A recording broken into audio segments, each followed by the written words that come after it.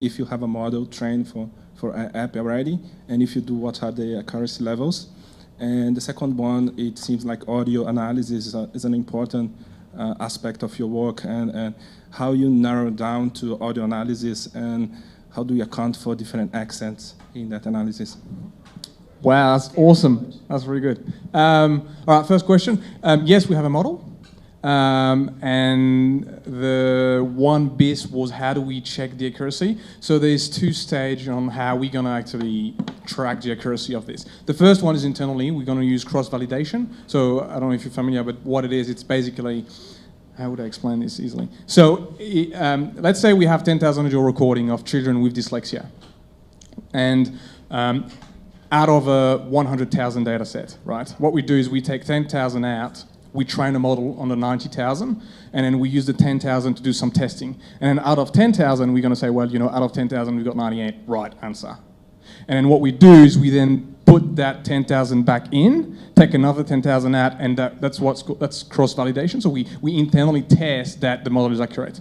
That's step one. Step two, when we internally have a good accuracy level, we then will do accuracy testing with professional. So what we'll do is we work with professional and we go to them and we say, look, you do a full diagnosis of dyslexia, because the tool that we build is not a diagnosis tool. So we're not going to provide you with a paper that allows you to get all the help. You still have to go for a professional, because that's the law. So any diagnosis needs to be signed by a professional. So it's more of a helping tool for professional to just quickly, or even teacher to just screen a room and say, well, there's some risk of dyslexia here, and this is what this is saying. And so the second way is that, like I said, we're going to go and see professional, and we're going to say, well, do the assessment of dyslexia, then use your model and tell us what it is. And we do this a lot of time, and if we've got enough feedback, we can then draw a conclusion and say, well, this model is actually 95, 96% accurate. We're going to use it in real life situation. Question 2 was audio analysis. Yeah. So okay. So there is the most of the work is in data preparation. So every single audio that we have is being tagged. And those tagged, some tag are subjective, some tag are objective. So things like reaction time. So when does the word appear on the screen? Then when does the child start reading? So that's reaction time.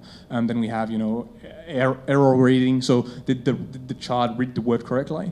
Then, backtrack, things like that, objective things. But then there's a few subjective things, but they're separated. And so, in the way of how the audio analysis work, what we do, but audio is just number. So if you take an audio and split it in half, and you look close, and you're like, it's just wave, right? And then each wave has a number as a frequency, right, on X, Y axis. So then you just take that, put that as a number, and then you can feed that through a neural net, and then you get your, mathematical view on that. So that's the way we do. The other thing that we will do to improve the accuracy of the model is we're actually going to use photo of 100 to text too. So on top of the audio analysis, we're going to have another neural net that will actually do the writing analysis. And so the correlation of those two will actually make it a bit better.